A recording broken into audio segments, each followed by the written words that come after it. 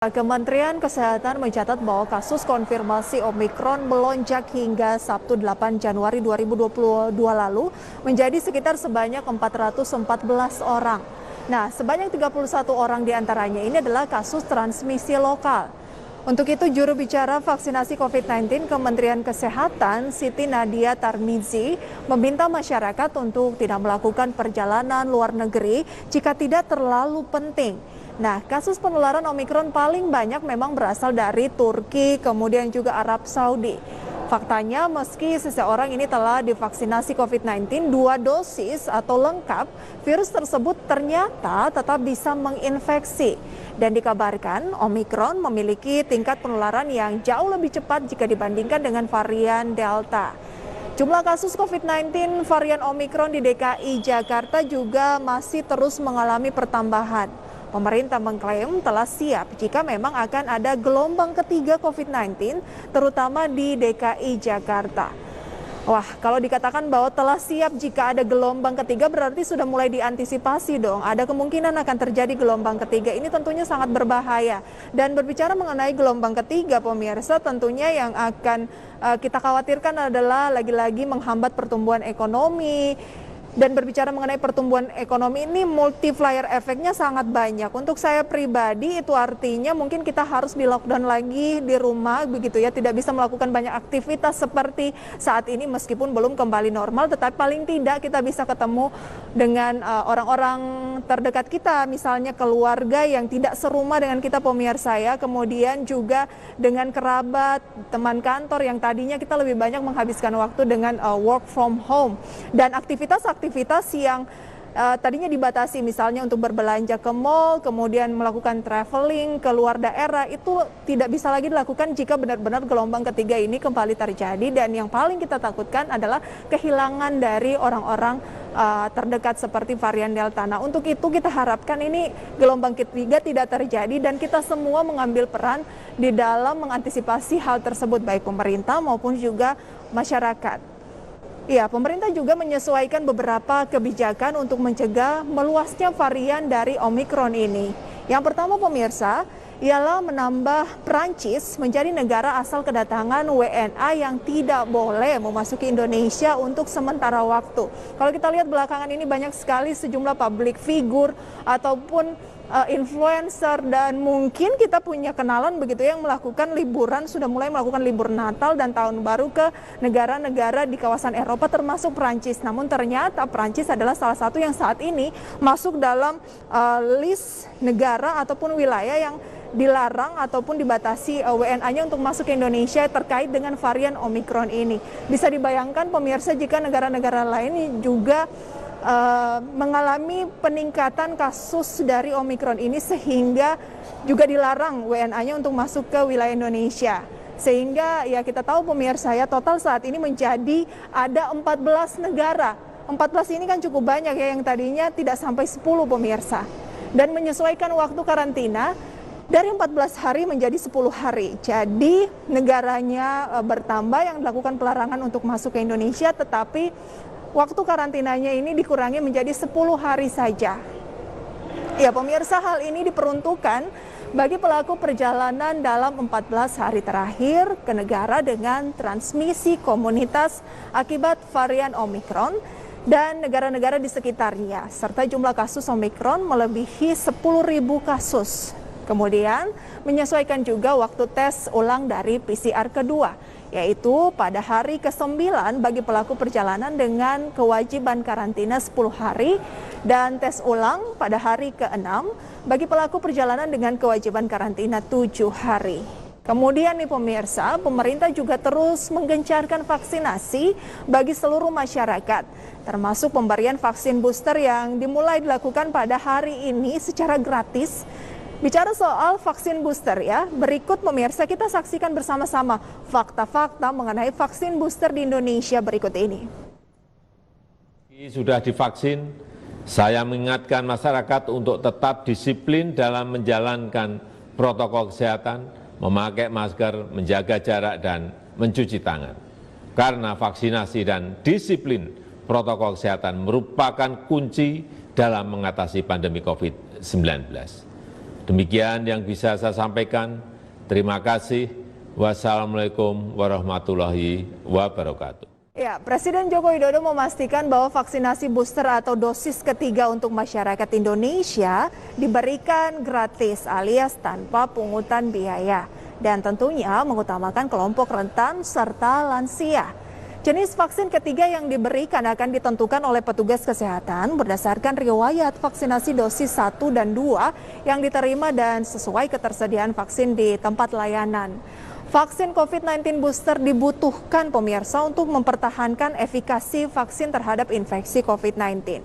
Vaksin COVID-19 booster ini juga sesuai dengan rekomendasi dari WHO. Adapun pemirsa, 5 merek vaksin COVID-19 yang mendapatkan izin penggunaan darurat untuk vaksinasi booster yaitu CoronaVac, kemudian ada Pfizer, AstraZeneca, Moderna dan juga Zivivax.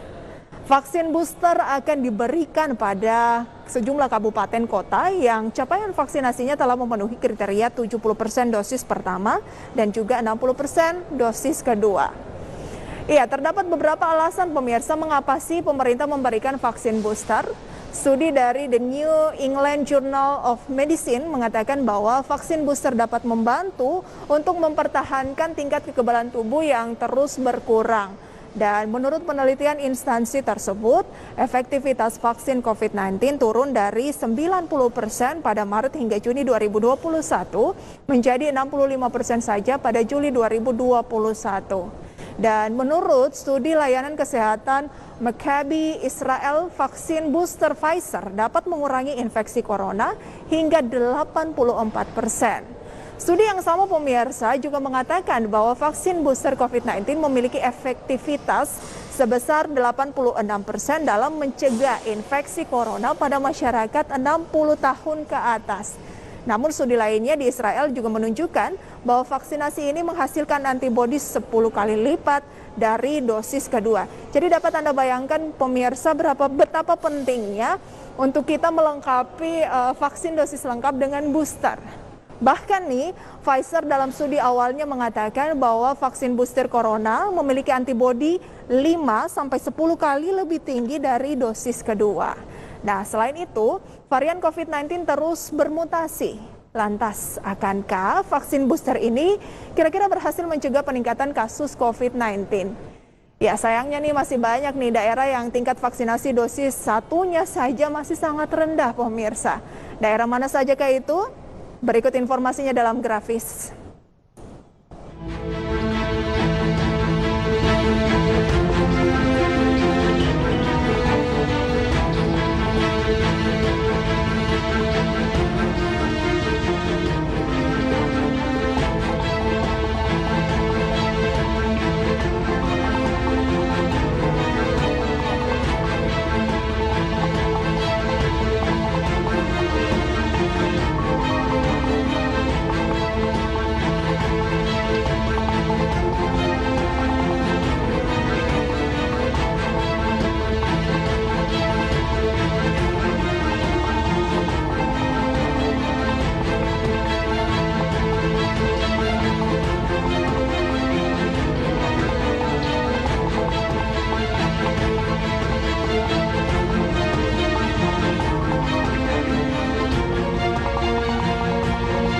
Itu dia pemirsa sejumlah wilayah di Indonesia yang ternyata untuk pemberian vaksinnya dosis 1 saja ataupun dosis lengkap ini masih sangat rendah pemirsa ya. Dan kita lihat bahwa kebanyakan adalah wilayah-wilayah di bagian Indonesia Timur. Dan lantas pemirsa sebenarnya bagaimana sih untuk bisa mencapai target vaksinasi dosis kedua yang sebesar 60%? Apalagi syarat suatu daerah mendapatkan vaksin booster adalah memenuhi target dosis vaksin 70% dan vaksin dosis kedua 60%. Jadi bisa dibayangkan pemirsa bahwa vaksin lengkap lebih banyak masih mendominasi adalah di wilayah Pulau Jawa ya. Beberapa pihak mendesak pemerintah untuk menunda pemberian dosis ketiga vaksin booster. Alasannya ya adalah masih banyak warga yang belum mendapat suntikan dosis pertama dan kedua di berbagai daerah. Lebih baik penyuntikan vaksin corona dilakukan secara merata dulu, lalu dilanjutkan dengan pemberian dosis ketiga. Karena dikhawatirkan rencana ini justru akan menempatkan mereka yang belum mendapatkan vaksin sama sekali semakin rentan terinfeksi dan meningkatkan risiko kematian. Bagaimana menurut Anda dengan hal tersebut, pemirsa ya? Jadi vaksinnya untuk booster nih diharapkan untuk diundur terlebih dahulu agar yang lain dapat pemerataan gitu ya. Artinya semua wilayah di Indonesia ini minimal sudah mendapatkan dosis lengkap, yaitu vaksinasi dosis kedua.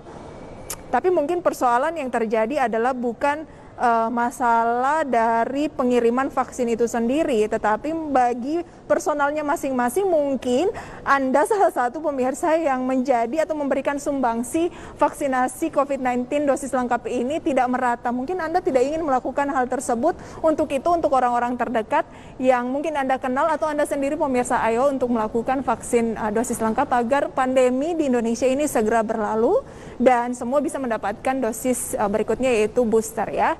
Cakupan vaksinasi dosis kedua di Indonesia itu tadi pemirsa masih relatif rendah, yakni 56,09% hingga minggu 9 Januari pemirsa ya, atau beberapa waktu yang kemarin. Vaksinasi lansia dosis lengkap juga baru mencapai 43,53%. Selain itu terhitung masih ada sekitar 6,8 juta lansia yang belum mendapatkan vaksin sama sekali. Jumlah itu pun belum termasuk loh kelompok rentan seperti warga dengan penyakit penyerta, ibu hamil, masyarakat adat, difabel, dan juga yang lainnya. Pemerintah pusat ini telah menyediakan data cakupan vaksinasi kelompok masyarakat rentan. Dan kondisi ini menunjukkan ketimpangan dalam distribusi dan penerimaan vaksin kepada masyarakat masih terjadi. Padahal transmisi lokal Omikron sudah berlangsung. Ya pemirsa, lantas manakah yang lebih penting? Pemerataan vaksin atau vaksin booster? Kita simak informasinya dalam tayangan berikut ini. Januari 2022, pemerintah mulai melangsungkan vaksin dosis ketiga atau vaksin booster untuk mencegah varian Omikron penyebaran semakin luas. Namun di sisi lain ada beberapa daerah yang belum mendapatkan kecukupan vaksin dosis pertama dan kedua. Lantas manakah yang lebih penting?